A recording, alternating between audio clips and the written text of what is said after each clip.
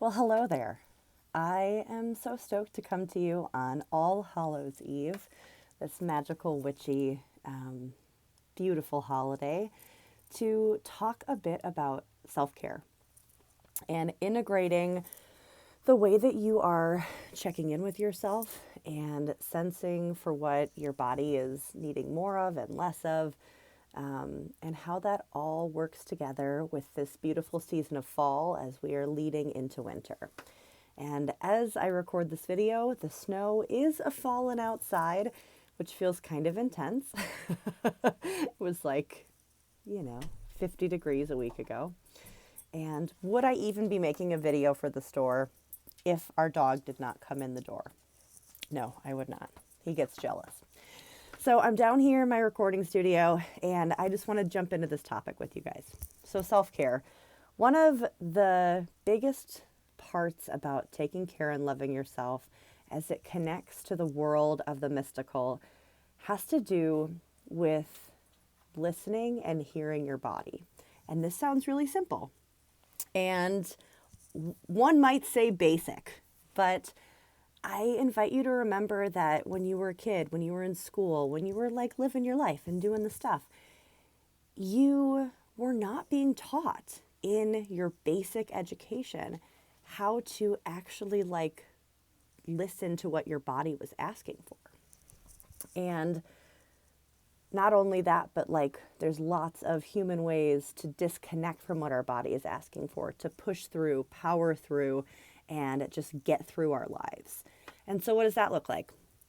That can even look like, oh my gosh, I'm so tired when I wake up that I am going to drink 5 cups of coffee and not even think about it. Ignoring your body's call for more rest and for like some pouring into, and just caffeinating yourself so that you can forget about that for a little bit. And that starts kind of like an angry cycle of caffeinated into drinking or taking things to relax you into more caffeine.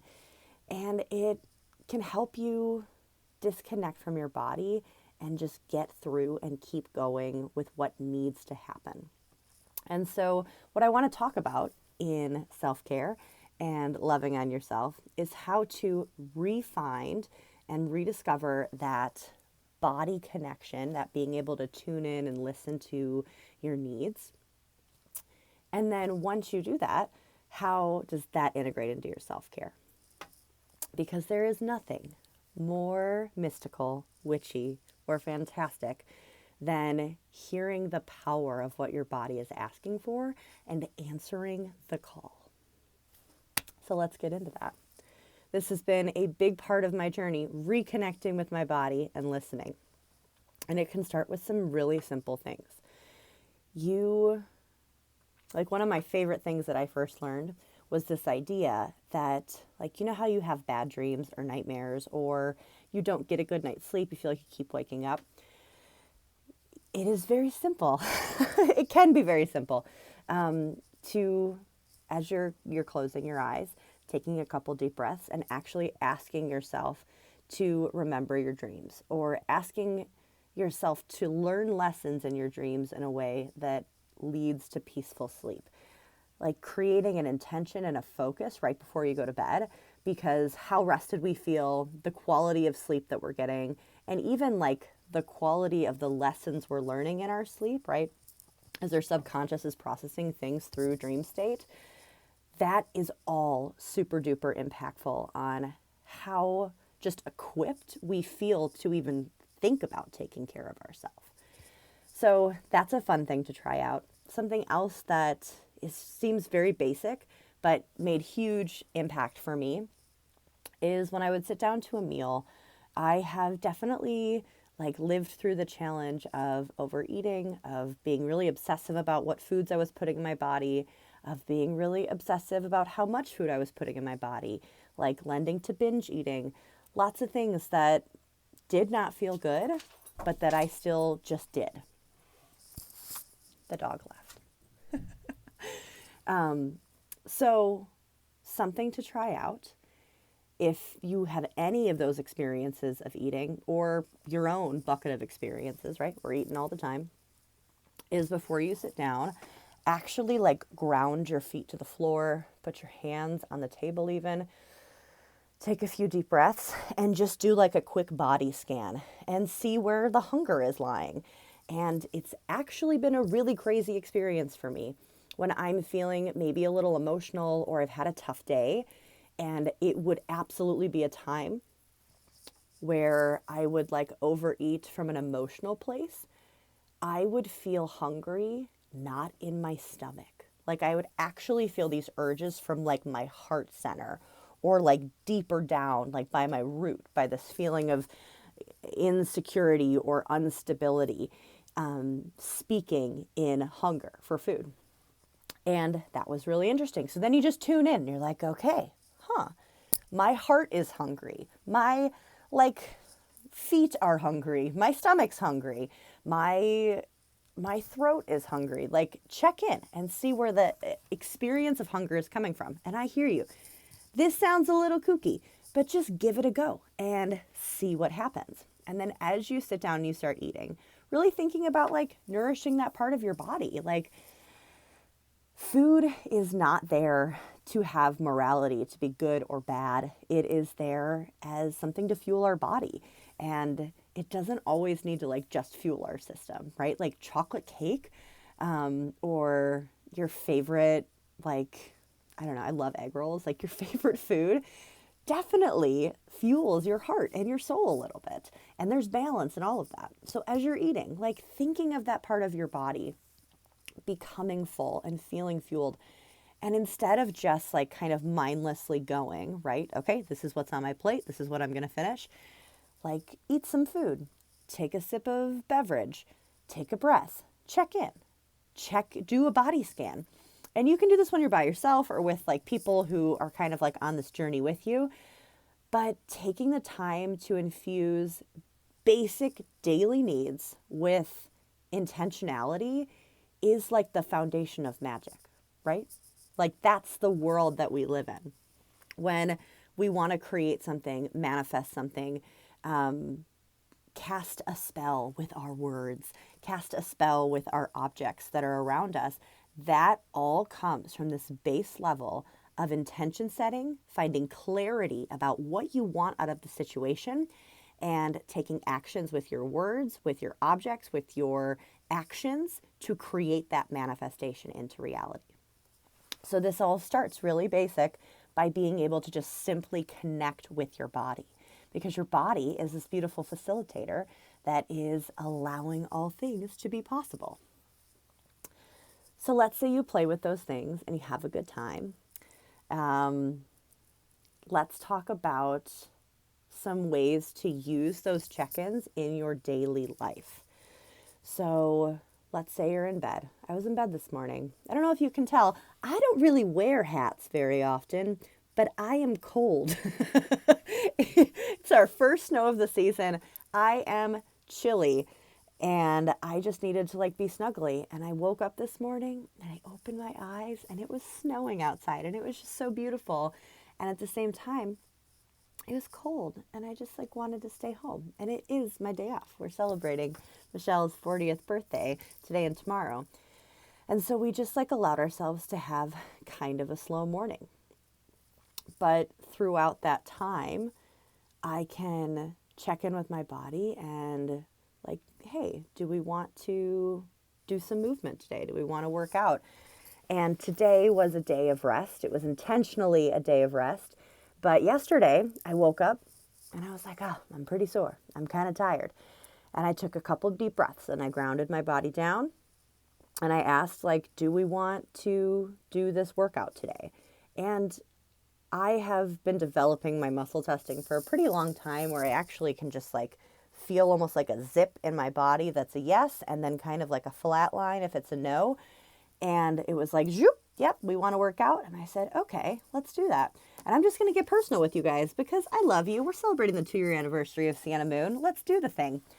And I thought it was kind of weird because I was coming up. I knew my period was going to be happening any day now. And normally when I'm right around then, like intense movements, like lots of lifting and cardio and burpees and fun things that I love doing most of the time do not feel great. So I was like, okay, body, I guess we're doing this. We go to the gym. I kid you not. I am completing the workout. I crushed it. I'm taking some deep breaths. And I was like, oh, wow, I just got my period right now. It's the first time that's ever happened to me.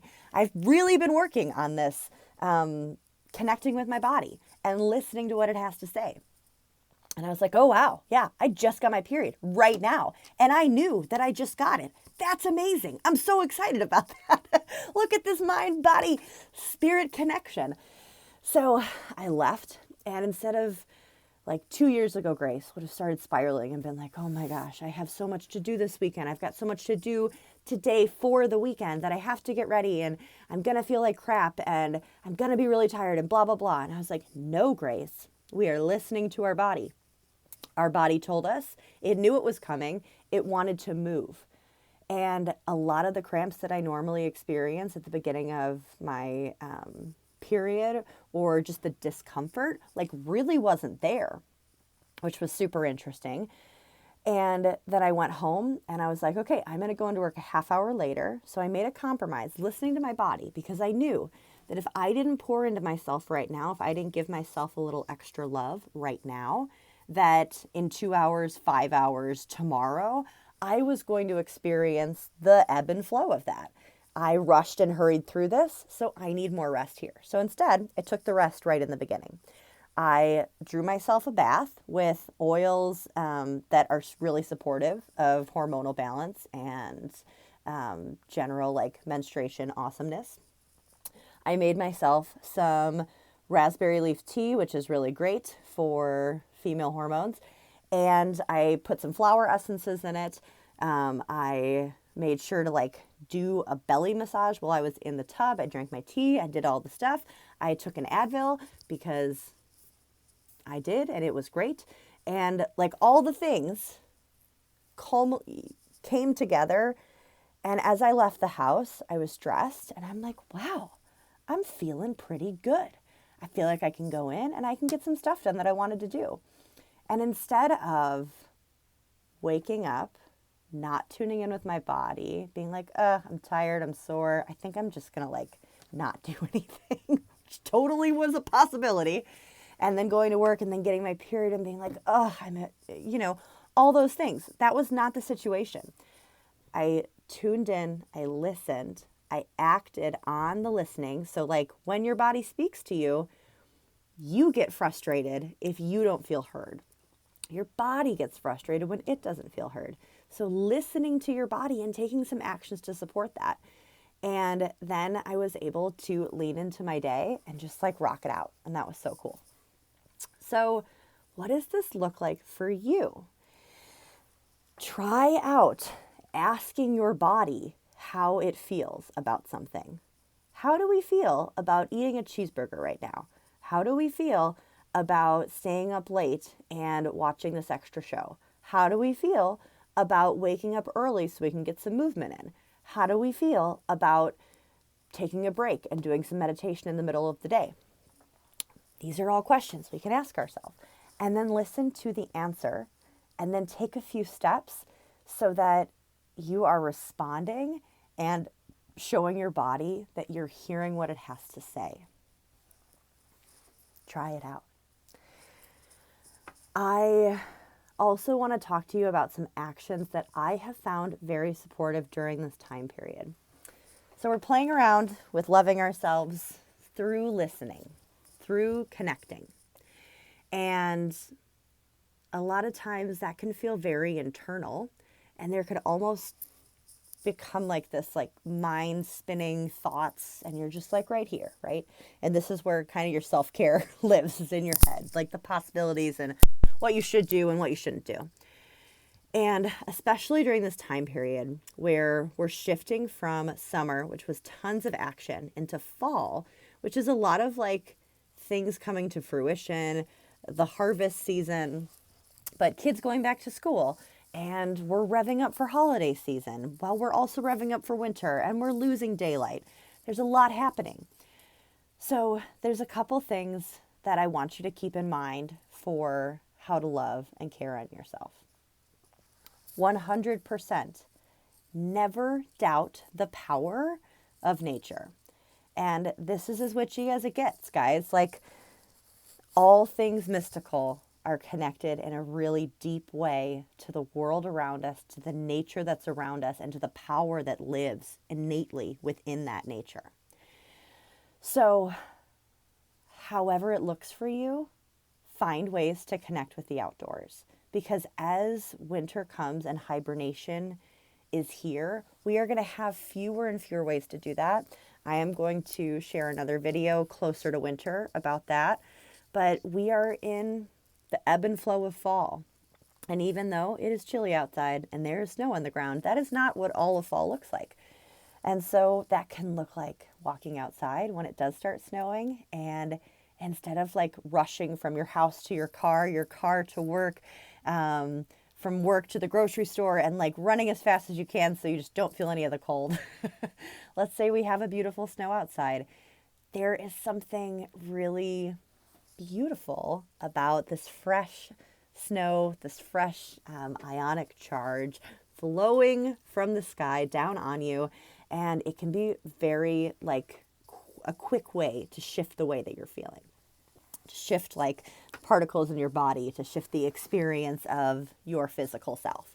So walking outside and putting your face up and feeling the snow hit your face, feeling a snowflake melt on your tongue. Or let's say it's raining and it's a little chilly. Again, our natural tendency, or most people's, if you're like 5 years old, this is not your natural tendency. But throughout the years, our parents have been like, hurry up, out of the rain. So we just run inside. But again, rain is this beautiful thing where we have fresh water falling from the sky. There's this gorgeous negative ionic charge in the water that physically helps shift our state of being. It is like a shower that Mother Nature is facilitating with extra gorgeous water for you to experience that with. So walk outside, and instead of just like running away from the rain, like, have you ever taken a walk in the rain? Have you ever been outside and felt the power of the fact that there are these clouds above you that are just dripping water on top of your body? Like, that's a very cool experience, and try it out and see how that feels, because I had never done that before. And a couple of years ago, I was learning more about like negative ionic charge, positive ionic charge, and how negative ionic charge, this feeling of grounding, can come from going on a walk in the woods, but it can also come from fresh snow or fresh rainfall coming from the sky and shifting our physical state of being. So what is more witchy than walking in the rain and loving it? And then during those practices, when you're trying those things out, it's a great time to think and process like what you want to release, because there's a cleansing going on. Taking a breath and speaking out. I want to stop spinning about these thoughts. I want to take different actions on this experience. I want to process and move through these emotions. I want to learn the lesson that I need to from this situation.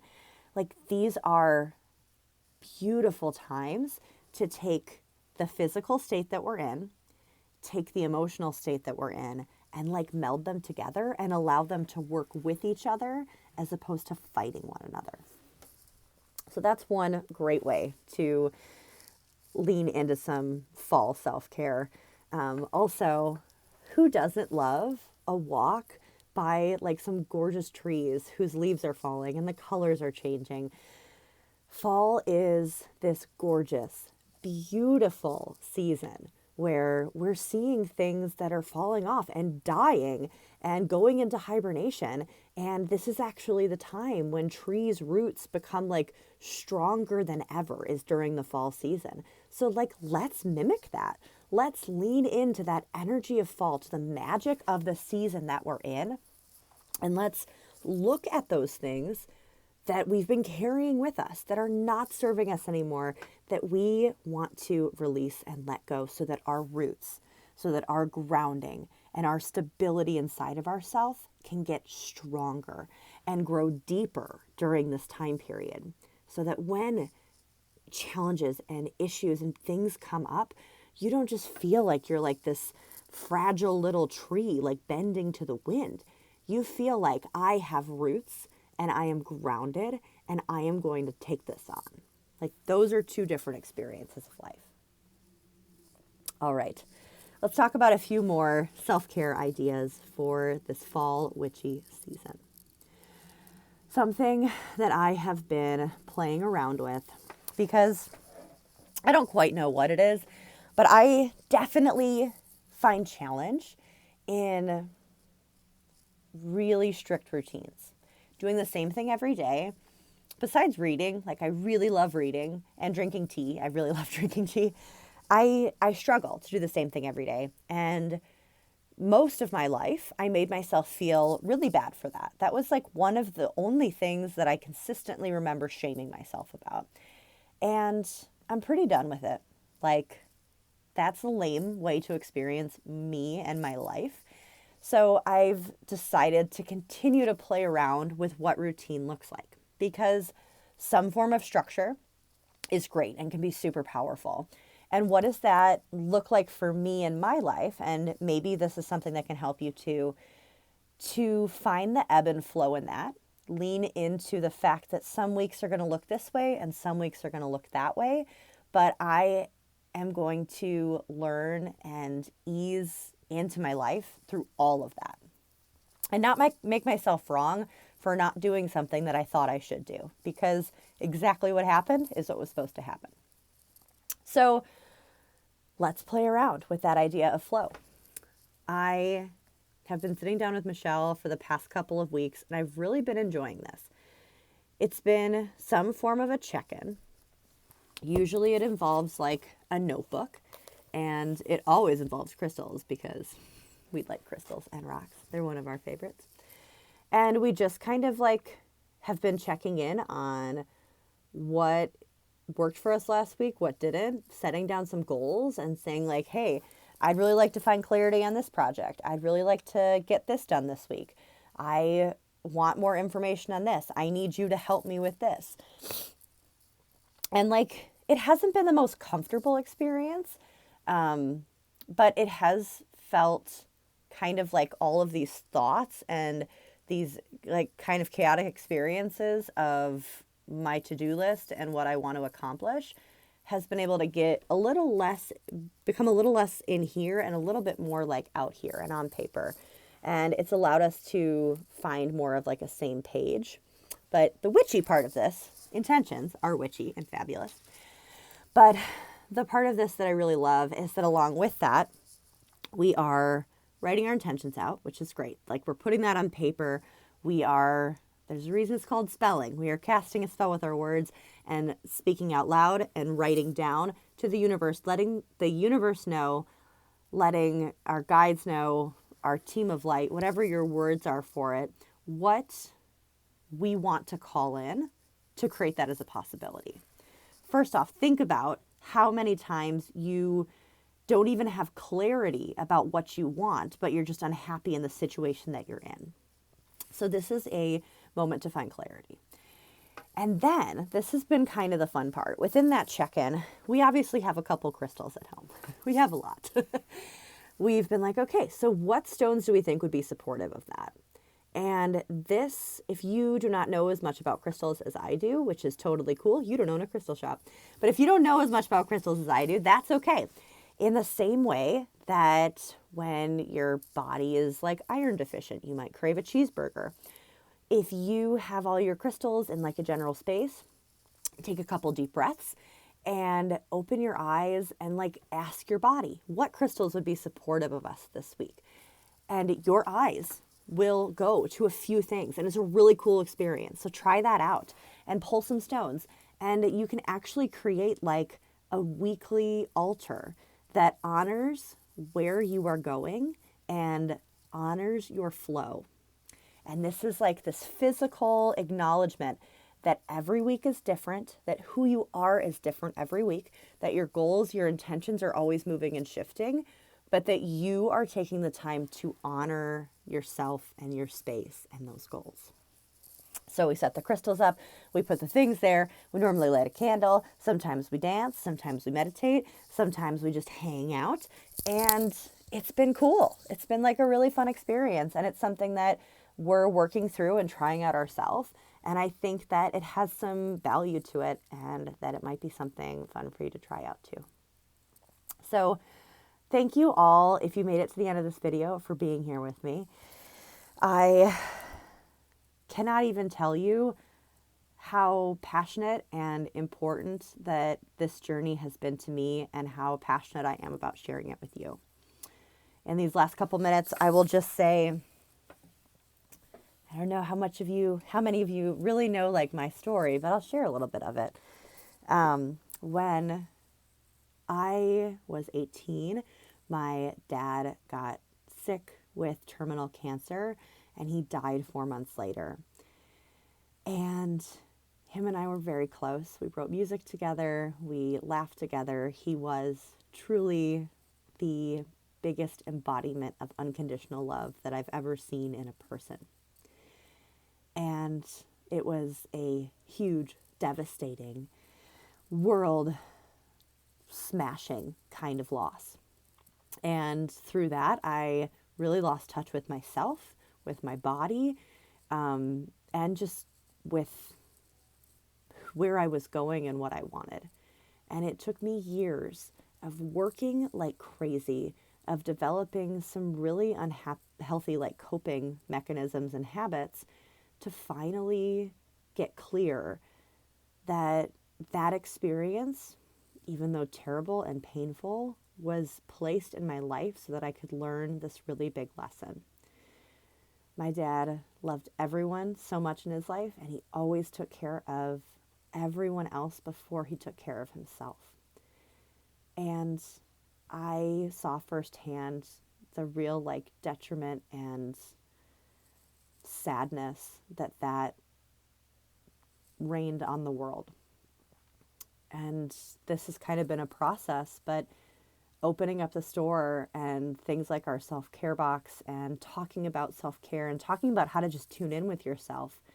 When you start to see the value that you have, and when you start to truly accept and love yourself for who you are right now, not who you're going to be after you lose this weight or who you're going to be after you get this job. When you love yourself exactly how you are in this moment, then those decisions that you're making, those people in your life, those boundaries you don't have, those start to become like really obvious yeses and nos. Like that person does not align with what I want in my life, so I don't think they align with me. That situation does not make me feel good and it is not supportive of who I want to be and where I'm going. And wow, that person is incredible and I'm so grateful to have them in my life. Or wow, I am doing such a great job. Like all of those things come from a baseline of believing that you're worthy and like seeing that like you are just like an innately lovable human being. And so hosting beautiful classes like this, having the great privilege of owning and having Sienna Moon be open for 2 years now, this is all like a big love letter to myself, my purpose, to my dad, and to this life that Michelle and I are creating with each other. We are here to create a life that we absolutely love, and we want you to do the same. Not a life where you are dreading Monday morning or you're waiting for Friday to come, but a life where every day is a part of your adventure. And there's challenging days, there's easeful days, but you're loving all of them and you're loving yourself. So thanks for tuning in, and please drop some comments below if you have any questions. But I am sending so much love your way, and I can't wait for you to try out some of these techniques and lean into your self-care and your self-love routine. Have a beautiful day.